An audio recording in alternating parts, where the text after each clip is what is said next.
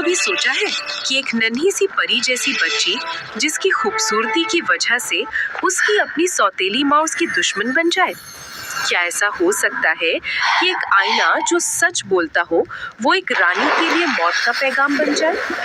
ये सिर्फ एक कहानी नहीं है, ये कहानी है ईर्ष्या की, बेपनाह नफरत की और एक ऐसे जादू की जिसने एक राजकुमारी की दुनिया बदल दी। ये कहानी है हिम्मत की, सच्ची दोस्ती की और ये बताती है कि बुराई चाहे कितनी भी ताकतवर क्यों ना हो, अच्छाई हमेशा जीतती है। ये कहानी है स्नो वाइट की।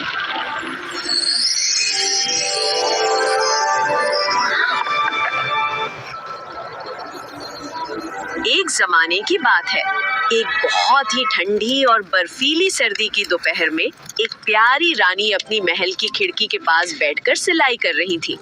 सिलाई करते हुए अचानक उनकी उंगली में सुई चुभ गई। खून की 3 छोटी छोटी बूंदें खिड़की के बाहर जमी हुई बर्फ पर गिर गई। जब रानी ने देखा तो वो हैरान रह गई। सफेद बर्फ पर खून की लाल बूंदें बहुत ही सुंदर लग रही थी। उस लाल रंग को देखकर रानी के दिल में एक प्यारी सी ख्वाहिश जागी। उन्होंने धीरे से अपने मन में कहा, काश मेरी एक बेटी हो, वो इतनी गोरी हो जैसे ये सफेद बर्फ, उसके होंठ इतने लाल हो जैसे ये खून की बूंदें और उसके बाल इतने काले हो जैसे इस खिड़की की आबनूस की लकड़ी।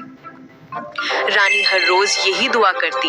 वो अक्सर अपनी खिड़की के पास बैठ जाती और अपनी आने वाली बेटी के बारे में सोचती। वो सोचती कि उनकी बेटी कैसी दिखेगी, वो उसके साथ कैसे खेलेंगी और इसे कितनी अच्छी अच्छी कहानियां सुनाएंगी। कुछ महीनों के बाद रानी की दुआ पूरी हो गई। उनके घर एक बहुत ही प्यारी सी बेटी ने जन्म लिया। वो बिल्कुल वैसी ही थी जैसा रानी ने सोचा था। उसका रंग बर्फ की तरह दूध जैसा सफेद था, उसके होंठ सेब की तरह लाल थे और उसके बाल रात की तरह घने और काले थे। राजा और रानी अपनी बेटी को देखकर बहुत खुश हुए। उन्होंने प्यार से उसका नाम स्नो वाइट रखा। स्नो वाइट के आने से पूरे महल में खुशियां छा गई। हर कोई उस नन्ही सी बच्ची को देखकर मुस्कुराता। राजा अपना सारा काम छोड़कर उसके साथ खेलते। रानी उसे अपनी गोद में लेकर लोरी सुनाती। लेकिन ये खुशियां ज्यादा दिनों तक नहीं टिक सकी। कुछ ही समय बाद प्यारी रानी बीमार हो गई और हमेशा के लिए ये दुनिया छोड़कर चली गई। राजा और पूरा राज्य बहुत दुखी हुआ। नन्ही स्नो वाइट अब अपनी माँ के बिना अकेली रह गई थी। 1 साल गुजर गया। राजा बहुत अकेले हो गए थे। उन्होंने सोचा कि स्नो वाइट को एक माँ की जरूरत है, इसलिए उन्होंने दूसरी शादी कर ली।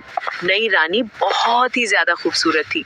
उसकी आंखें बड़ी बड़ी थी और थे, लेकिन वो जितनी खूबसूरत थी उतनी घमंडी और बुरी भी थी।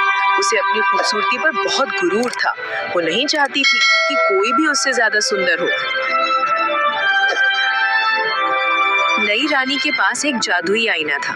वो आईना सच बोलता था। रानी हर रोज सुबह उठकर उस आईने के सामने खड़ी होती थी।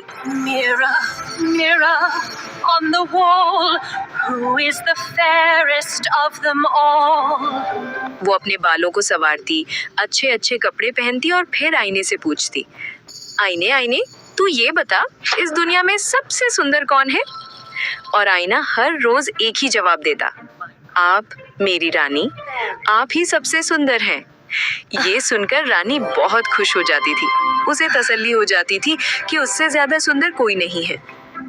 समय बीतता गया। स्नो वाइट धीरे धीरे बड़ी हो रही थी।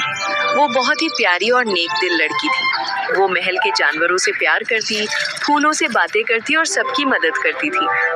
जब स्नो वाइट 7 साल की हुई तो वो बहुत ही ज्यादा सुंदर दिखने लगी। उसकी खूबसूरती चांद की तरह थी। उसकी मुस्कान फूलों की तरह खिलती थी।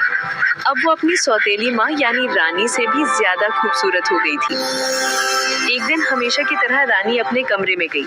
उसने अपना सबसे सुंदर हार पहना और आईने के सामने खड़ी हो गई। उसने बड़े घमंड से पूछा, आईने आईने तो ये बता, इस दुनिया में सबसे सुंदर कौन है? आज आईने ने कुछ और ही जवाब दिया। आईना बोला, रानी आप सुंदर हैं ये सच है, लेकिन स्नो वाइट आपसे 1000 गुना ज्यादा सुंदर है। ये सुनते ही रानी के चेहरे का रंग उड़ गया। उसे अपने कानों पर यकीन नहीं हुआ। गुस्से और जलन से उसकी आंखें लाल हो गई।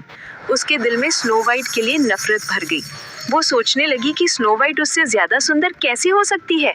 उसे ये बात बिल्कुल बर्दाश्त नहीं हुई। Snow उस दिन के बाद White, से रानी का सुख चैन खत्म हो गया।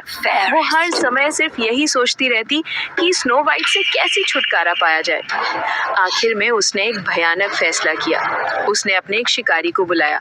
वो शिकारी बहुत बहादुर था और रानी का हर Here, हुक्म मानता huntsman. था। रानी ने शिकारी से कहा, तुम स्नो वाइट को घने जंगल में ले जाओ, वहां ले जाकर उसे मार दो और सबूत के तौर पर उसका दिल निकाल कर मेरे पास ले आना। शिकारी ये सुनकर कांप गया।